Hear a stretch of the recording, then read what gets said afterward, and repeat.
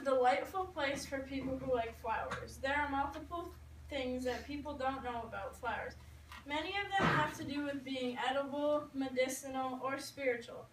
To get the perfect flowers for these purposes, you have to get them from your local greenhouse to your backyard.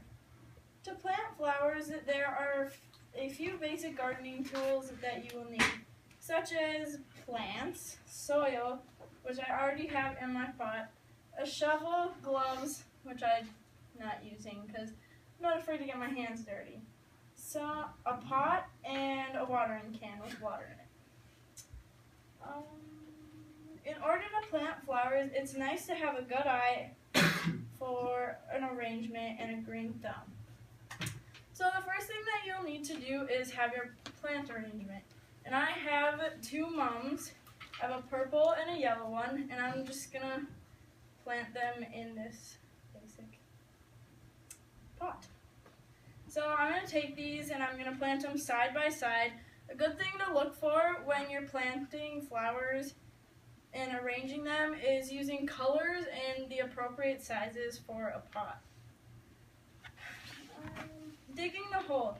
So when you're digging a hole, it's good to have the proper depth for the flower, and for mums, you just want the roots below the soil. And I'm going to use my hands for this. You can use a shovel, which is why I brought mine, but I'm just going to use my hands. So I'm going to dig two holes side by side in the pot that I have with dirt in between them. When you're planting flowers, there's actually a lot of different varieties to go from. There's over 270,000 different types of species of plants. So planting the flower itself, you remove it from the plastic carton that you got it from in the store, and see all this extra soil and the roots? You break those up.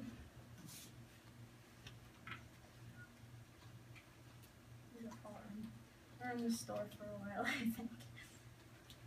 So you want to break those up, but try not to break the roots from each other. Sorry, come in.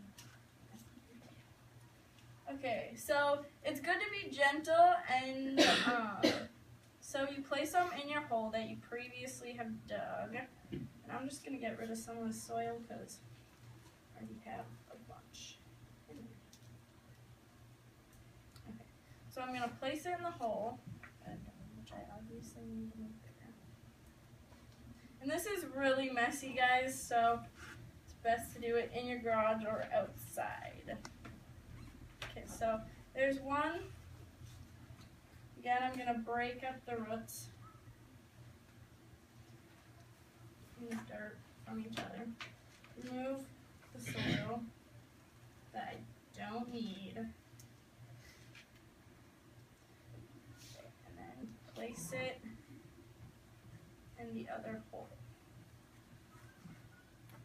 Okay, so once you have that done, then you pack the excess soil from the pot around the can, but don't pack it too much so there's no airflow in there, because then your plants go die. So next you do watering, and this is kind of hard to see because the rest of my pot's covered up, but if it was an open pot, it'd be easier to see. So with newborn plants, you always want the roots around them to be moist until, it's just always good. So the first watering should be moderate, but you don't want to drown your plants. So for these, I haven't watered them yet today, so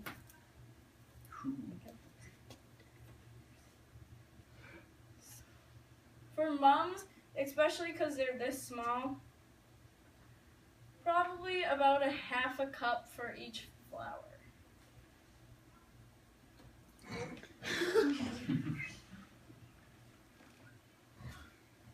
Alright, and then enjoy your flowers.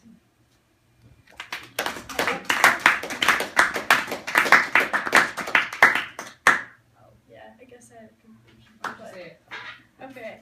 The garden is an enchanting place for plant lovers. There are multiple purposes for different plants. There are some simple tools that you may need to gather before you start your planting project so that you are ensured to have beautiful flowers. It is awesome to have a good eye and good planting.